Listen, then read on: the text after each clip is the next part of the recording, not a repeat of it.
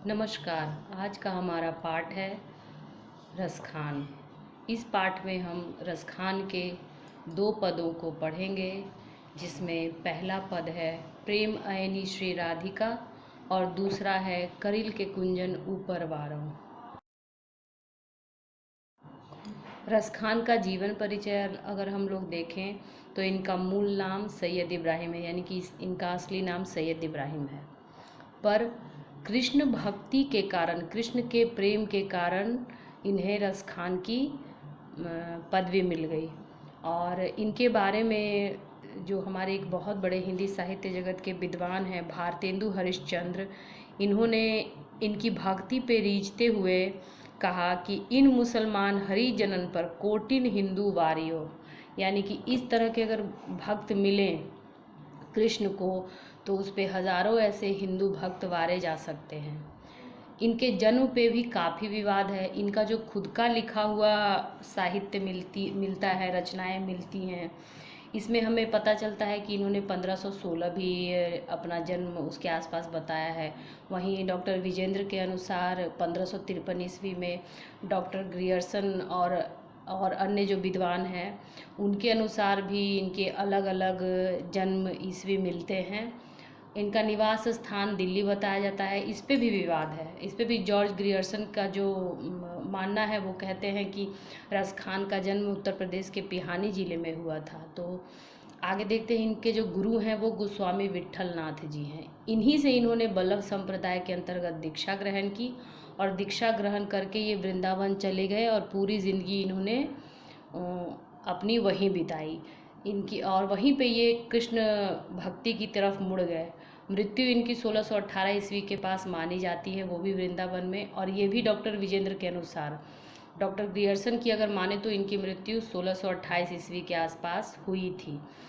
अब इसमें एक और मज़ेदार बात ये है कि जो रसखान है वो रसखान के कृष्ण भक्त बनने की पीछे की क्या कहानी है। रसखान एक हिंदू बनिए की बेटी थी जिससे बहुत प्रेम करते थे। उसका नाम सुजान था, ऐसा पढ़ने को मिलता है।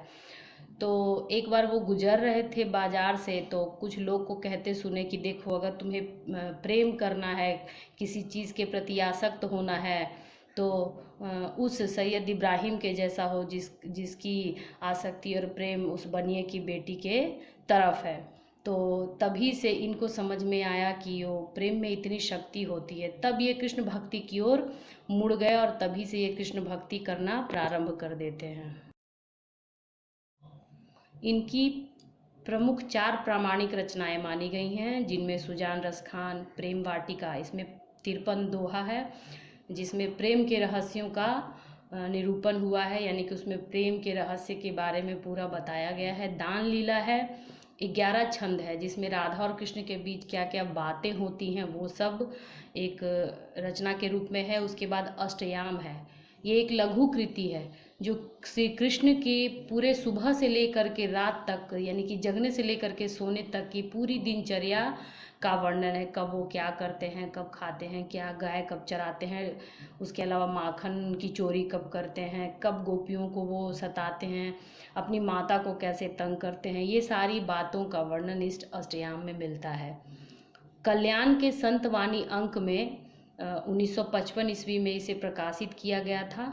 और सुजान चरित स्फुट दोहा का संग्रह है जिसमें 181 सवैये, 17 कविता और 12 दोहे तथा 4 सोठे संकलित हैं। भागवत का अनुवाद फारसी और हिंदी में इन्होंने किया, ऐसा भी माना जाता है। साक्ष्य भी कई ऐसे मिलते हैं। रसखान की काव्यगत विशेषताओं पे अगर हम ध्यान दें तो इन्हें हिंदी काव्य धारा का प्रमुख कवि माना जाता है। और इन कवियों में भी ये बहुत बड़े कृष्ण भक्त कवि हैं, रीतिमुक्त कवि भी हैं, और उसमें भी ये प्रमुख और विशेष स्थान रखते हैं। जैसा कि मैंने पहले भी बताया कि रसखान मुस्लिम कवि हैं और इन्होंने कृष्ण लीला के गान में ही खुद को धन्य समझा।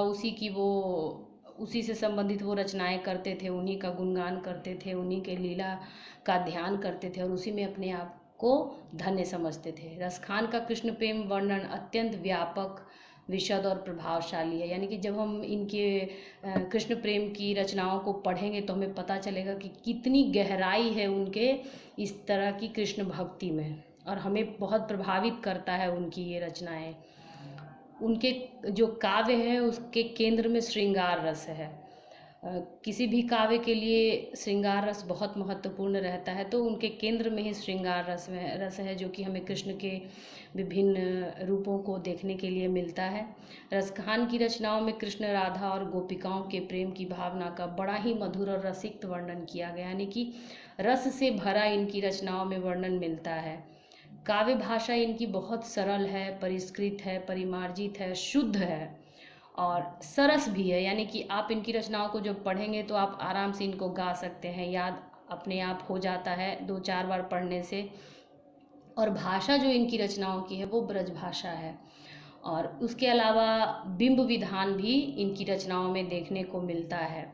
बिंब विधान के एकदम अद्वितीय ये कवि माने जाते हैं। बिंब का मतलब परछाई, किसी को किसी की परछाई के रूप में दिखाना, चाहे वो प्राकृतिक हो चाहे वो भौतिक हो, बहुत अच्छे से इनका सामंजस्य उसमें बैठता है।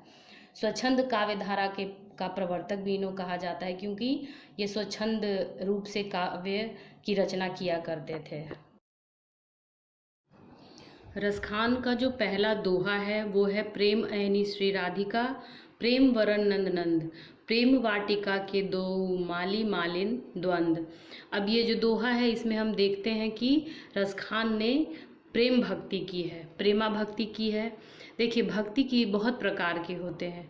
जिनके भी इष्ट देव होते हैं, प्रभु होते हैं, उनकी भक्ति में कोई निर्गुण भक्ति करता है, कोई सगुण भक्ति करता है, कोई दास भक्ति करता है। तो यहाँ पे रसखान ने प्रेम पूर्वक अपनी भक्ति को प्रदर्शित किया है, व्यंजित किया है। वो कृष्ण से प्रेम करते हैं और कहते हैं कि जो राधा है वो क्या है, प्रेम का रूप है या प्रेम का खजाना है, और कृष्ण क्या है, वो प्रेम वर्ण के हैं, यानी प्रेम का जो रंग माना गया है वो श्याम रंग माना गया है। तो जो कृष्ण हैं वो प्रेम वर्ण के हैं, और हमारे काव्य शास्त्र में ये बात देखने को मिलती है, पढ़ने को मिलती है कि प्रेम का रंग श्याम होता है। तो कृष्ण श्याम वर्णी है। तो उसी प्रकार से कवि फिर कहते हैं कि नंद नंद, यानी कि कृष्ण नंद नंद, यहाँ पे कृष्ण के पिताजी को नंद बाबा को कहा गया है। तो कृष्ण और राधा का जो प्रेम है, और वो प्रेम रूपी जो बगीचा है उसके वो माली और मालिन है। प्रेम रूपी बगीचा के कृष्ण और राधा माली और मालिन है, और जहाँ रंग बिरंगे फूल खिले रहते हैं। ठीक उसी प्रकार जैसे श्री कृष्ण और राधा के प्रेम रूपी वाटिका में रंग बिरंगे भाव पुष्प खिले रहते हैं, यानी कि प्रेम भाव के पुष्प खिले रहते हैं। और वो सारा किनके प्रयास से होता है, कृष्ण और राधा के प्रयास से होता है। अब इस दोहे में अगर हम लोग काव्य सौंदर्य की चर्चा करें तो माली और मालिन में उपमा अलंकार है, यानी कि माली को किसकी उपमा दी गई है, कृष्ण की, और मालिन को राधा की। उसी प्रकार से प्रेम वाटिका में रूपक अलंकार है, यानी कि जो बगीचा है, फुलवारी है, उसको किसके रूप में देखा गया है, प्रेम के बगीचे के रूप में। फिर बात करते हैं प्रेम वरण और प्रेम ऐनी में दो दो अलंकार के रूप हमें देखने को मिलते हैं। थोड़ा बहुत उत्प्रेक्षा अलंकार है और ज़्यादा रूपक अलंकार का प्रभाव इन शब्दों में मिलता है। साथ ही साथ हम सभी जानते हैं कि माली और मालिन में द्वंद्व समास है। इसी दोहे में आगे देखते हैं कि मोहन छवि रस खानी, लखी अब दृग अपने नाही, अंचे आवत धनुष से छूटे सर से जाही। इसमें लाल जो रंग से मैंने शब्द को रंगा है वो उसका अर्थ बताता है, और मोहन जो है यहाँ पे अलंकार है। दृग का मतलब आँख हुआ। अंजे एक हमारा प्रादेशिक शब्द है जो कि बहुत व्यापक अर्थ रखता है, और सर यानी तेजी से छूटना। तो कवि कहते हैं कि कृष्ण की जो छवि है, कृष्ण का जो रूप है, जब से वो कृष्ण को देखे हैं उनका रूप उनकी आंखों में बस गया है, रसखान की आंखों में बस गया है। ठीक उसी प्रकार से जैसे जब राधा रानी कृष्ण को देखती हैं तो उनका रूप भी उनकी आंखों में बस जाता है, और बसने के बाद राधा बेचैन हो जाती हैं, व्याकुल हो जाती हैं। कृष्ण को देखने के लिए। उनकी आंखें हर समय उन्हीं को ढूंढते रहती हैं, वो चाह कर भी अपनी आंखों को अपने वश में नहीं रख पाती हैं। और इसी को रसखान एक उदाहरण देके समझाते हैं कि जिस प्रकार से धनुष पे जब धनुर्धर अपने कमान को खींचता है और उस पे तीर को लगाता है, तो उसको तीर को निशाने पे लगाने के लिए अपनी आँखों को वश में करता है। वश में तो कर लेता है, पर जैसे ही तीर छूटता है वो तीर सीधे निशाने पे लगता है, तो आँख भी सीधे उसी की तरफ तेजी से चली जाती हैं। ठीक उसी प्रकार से राधा को देख करके उनकी भी आँखें उनके वश में नहीं है, वो जो हमारे मोहन है उनकी छवि की ओर, उनके रूप के रंग की ओर तेजी से बढ़ते जाते हैं और हमेशा उनकी मनमोहक छवि को ढूंढते रहते हैं। और राधा व्याकुल है, बेचैन है कि किसी भी तरह से उनको मोहन के रूप के दर्शन हो। यहाँ पे राधा का दैन्य भाव प्रस्तुत हुआ है और संचारी भाव भी। रस सिद्धांत में हम लोगों ने पढ़ा होगा कि भाव विभाव अनुभाव ये सब रस के रूप हैं, तो उसी में से संचारी भाव है जिसकी यहाँ पे अभिव्यक्ति हुई है। अब ये जो हमने दोहा पढ़ा पिछले स्लाइड में, उसमें उसके काव्य सौंदर्य पे अभी हम चर्चा करेंगे, जिसमें है कि इसमें सहज व्यंजनात्मक दोहा है और व्यंजना की इसमें बहुत ज़्यादा भरमार है। और उसके बाद श्रृंगार रस का इस दोहे में बहुत अच्छा चित्रण हुआ है। उसके साथ ही साथ जैसा कि मैंने पहले भी बताया कि राधा के मन की व्याकुलता को, विवशता को इसमें चित्रित किया गया है। साथ ही साथ मोहन शब्द, मैंने अलंकार की बात की थी, जो ब्लू रंग से मैंने रंगा है, तो उसमें मोहन जो शब्द है उसमें श्लेष अलंकार है। कैसे है इसको हम समझाते हैं। मोहन जो शब्द है इसमें दो अर्थ चिपके हुए हैं। श्लेष अलंकार में क्या होता है कि एक शब्द में दो अर्थ चिपके हुए होते हैं श्लेष अलंकार में। तो एक मोहन तो कृष्ण हो गए और एक मोहन का अर्थ हो गया यहाँ पे छवि, रूप।